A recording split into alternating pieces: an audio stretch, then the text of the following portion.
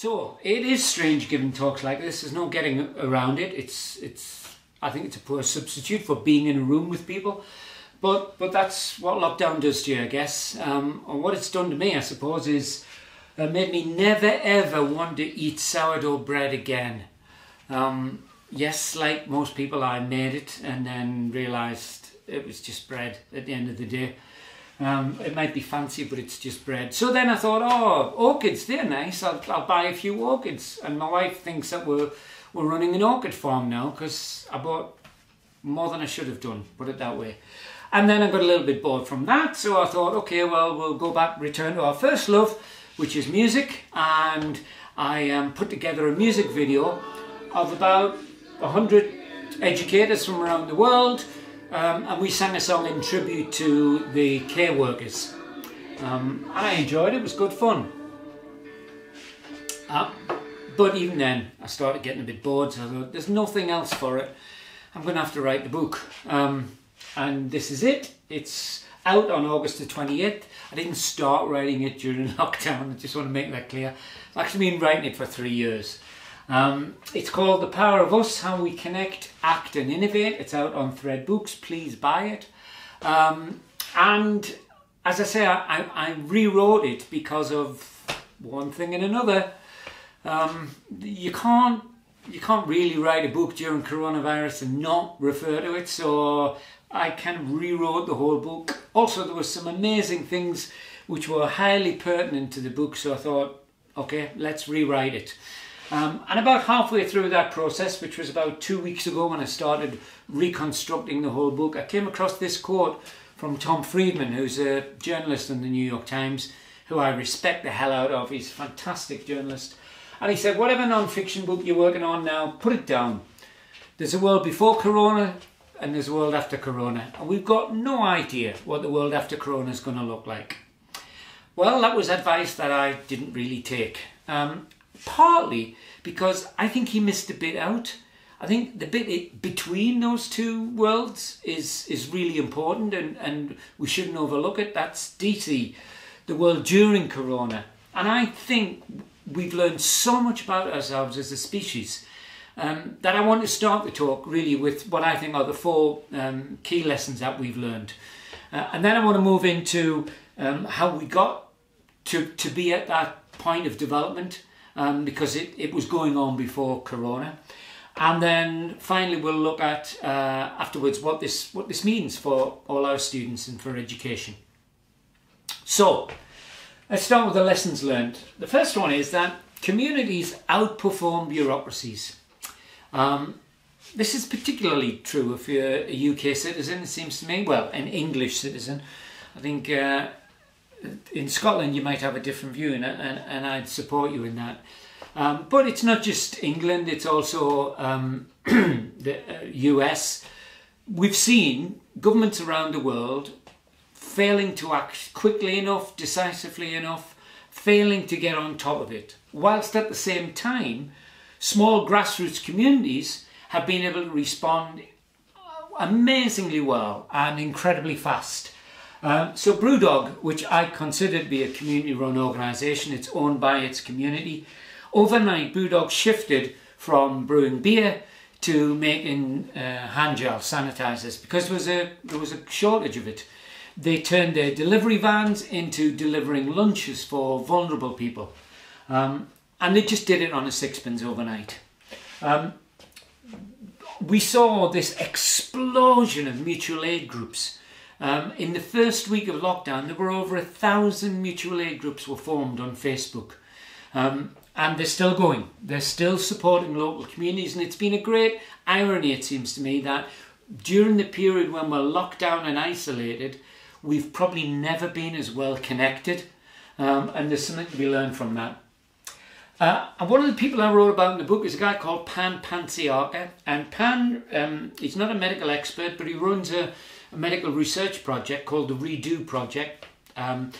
And it looks into the use of repurposed drugs. Now, before Corona, nobody had heard of repurposed drugs, but is actually finding drugs that might have been developed for one use, but actually they work very well in other uses. And Pan's particular interest is in cancer drugs. But of course, when coronavirus happened, they then repurposed themselves, and they are tracking currently over 1,000 clinical trials of repurposed drugs. One of which was hydroxychloroquine, which didn't work, but the other one was dexamethasone, which did work. And as I say, they've repurposed their whole reason for being, and they did it overnight. And then finally, Just One Giant Lab, which is a club of 4,000 people based in France, but it's global. And it's people of all kinds of disciplines. So it's engineers, it's educators, it's medics, it's hobbyists, it's makers. And they are dedicated to finding solutions, not just for the shortage of PPE, but for coronavirus itself. So it seems to me that we're realizing that small grassroots community-run organizations can respond quicker and often more effectively than bureaucracies. The thing that we're learning is timescales don't really count for anything now. You know, if you just look at the Oxford Vaccine Group to see that. It used to be that developing a vaccine took 10 years. Well, they're probably going to do it inside of 12 months. Which is an astonishing achievement, and it is a partnership between themselves and AstraZeneca. But it is more than likely that if it works, everyone watching this will have been vaccinated round about the turn of the year within, certainly within 18 months. And that never used to be the case. So the standard period for clinical trials was 10 to 15 years, and now we just measure it in weeks. Surely we're not going to go back to that. Some of you may have heard of the partnership between Mercedes Formula One development team and UCL Hospital, when they realised that because the ventilators weren't really working because it was too late if people had to be put on a ventilator, they got together and created a new design for a continuous breathing machine. They did it from the initial meeting to producing the first of 10,000 continuous breathing machines. They did it in under 100 hours. Astonishing.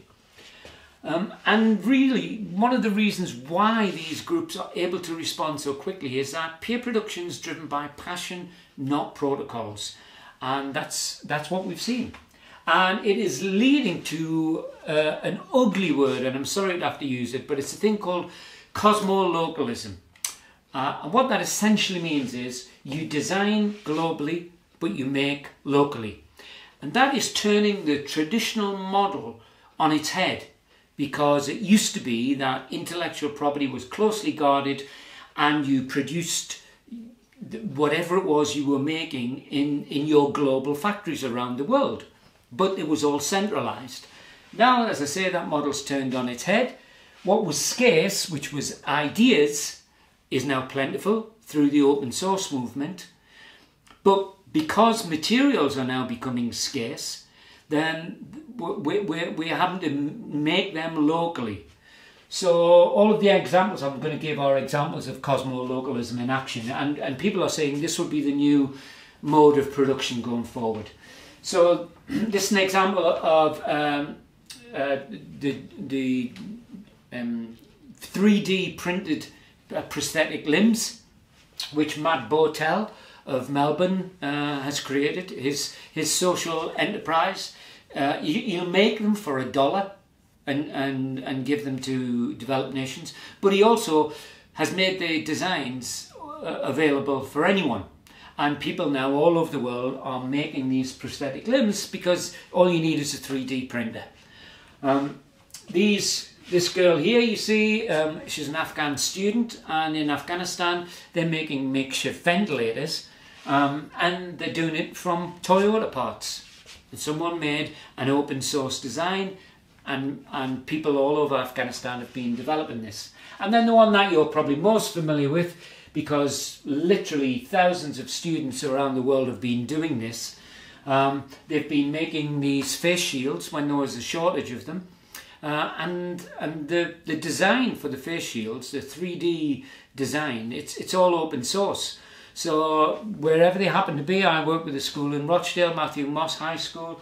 Their students started producing them as soon as there was a shortage of PPE. They delivered them to doctors' surgeries, and before a week had gone, they were taking orders from all over the country. So it seems to me that this touches on what for me now is the most exciting part of what we've seen, is that it's largely being driven by young people. And that takes us to the fourth lesson, which is that ideas no longer come with a date stamp. You don't have to be a certain age before people will take you seriously. So I just want to introduce you to two young men that you may not have come across. They both essentially invented the same thing, which is a COVID tracking app. Avi Schiffman lives in Washington State with his parents. He's 17-year-old, and he's just been named the Webby Person of the Year. For the geeks among you, you'll know that's like winning the Oscar.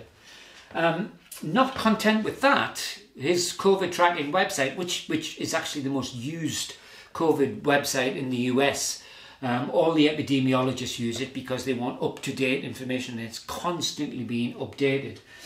But he wasn't happy just with that.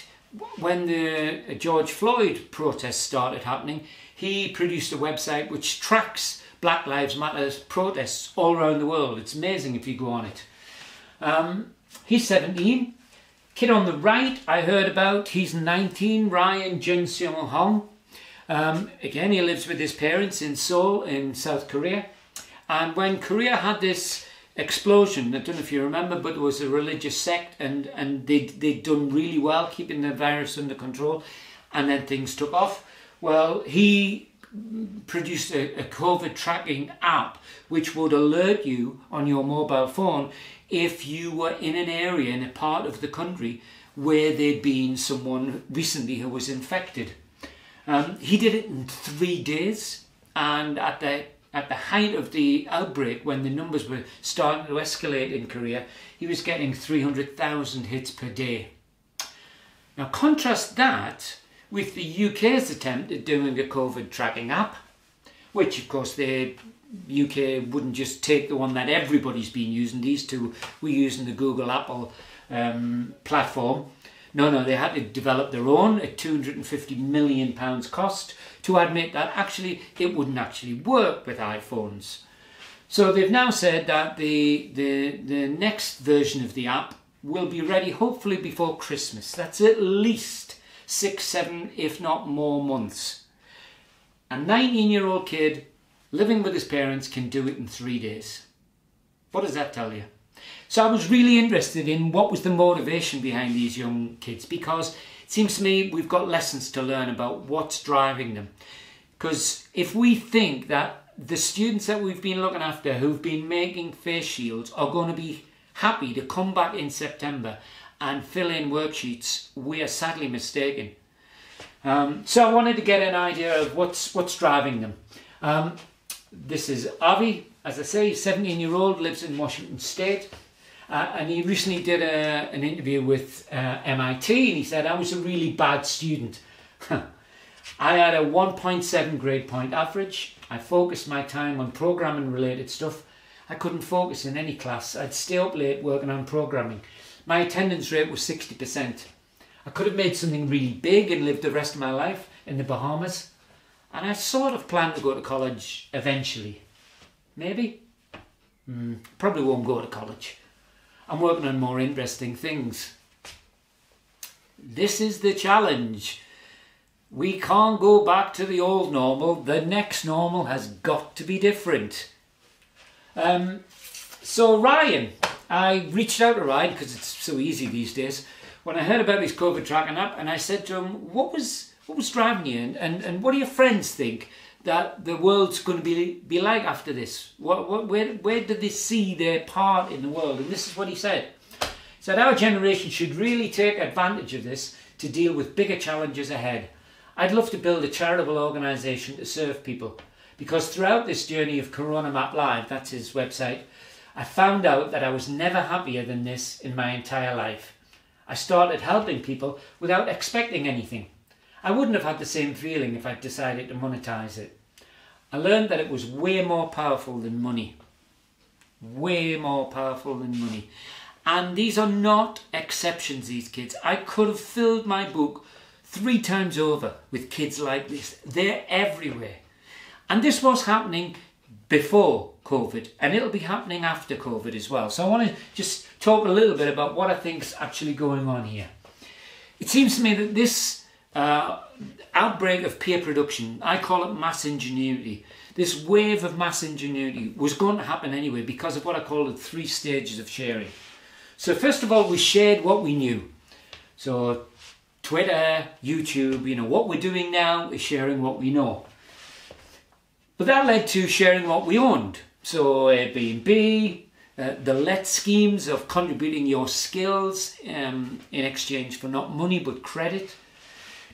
And now we're at the really exciting part, a part which the former governor of the Bank of England, Mark Carney, has called the artisanal economy, which is about sharing what we create. And if you are unclear as to what this is, you just got to go on websites like Etsy or Patreon. It's people finding a market for what they make, and you can do that now. Now, there was a 4th stage that I began to speculate in the book. I was speculating as to whether it would reach scale. It seems to me that there is now the opportunity, because the 2 blockers to peer production at scale were historically access to the means of capital and access to the means of production. Now, with peer-to-peer lending services online and 3D printers costing less than $1,500, that's no longer the case. So, it's an exciting time. What does it mean for education after coronavirus? Well, I think one of the things is that we're seeing new forms of activism. Black Lives Matter is one, the climate emergency, the Extinction Rebellion people, remember that? That wasn't that long ago. They completely tore up the rule book about how you do protest, and with incredible success. Similarly, the Me Too movement. The 2 largest public demonstrations ever in the history of our species were organised by school kids. That was the Parklands, Florida kids, the March for Our Lives march, and then the march that Greta Thunberg organised. So this is what I mean about, I think the exciting part is that kids themselves are driving this. We're, like I said, seeing communities outperforming bureaucracies, and that also applies to education. So in America, we're seeing the rise of things called the teacher-powered schools. So where educators are taking more of the decisions at the point where they need to be taken, the closest point to the classroom. And I suspect we'll see that happen now in schools and colleges. I think we're seeing leaders who've developed a newfound courage in resisting government, and we'll see that sense of community more. The development of time skills also applies to education. The number of people who ummed and ahed about blended learning and whether it could happen, and then when we were forced to do it, they did it in 3 weeks. So surely we're not going to go back. We have to now accept that blended learning is just going to be part of education going forward. When we put education back together again after Corona, we have to do it with users, students, parents, communities, at the heart of it. They've got to be the people who are innovating, not just ourselves. And I think we should seize this opportunity for what it is, which is a chance to let global challenges drive the curriculum. Because let's be honest, this isn't going to be the only global crises that our young people are going to be facing in their lives. The climate emergency is queuing up. We've got mass migration. Hell, we've got the biggest economic depression that we'll probably have ever seen in our history. And it's our young people who are going to have to solve this. So I've been arguing for a while that we should have more place-based curricula. We should be developing ecosystems where we're trying to solve problems, and we have the opportunity now. So, if we have the courage to seize this moment, I think we will see that schools and colleges will see the revival of their communities as their prime responsibility, and I believe it should be. And I've been working with schools who are already doing this before COVID-19 happened. We'll see that education can become the ecosystem where these future challenges become the focus of the learning, but it can't happen alone.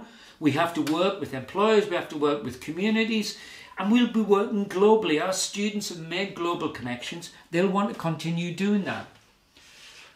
And our young people will show us the power of us, because education can become the place where equity and diversity stop being slogans and they're made real.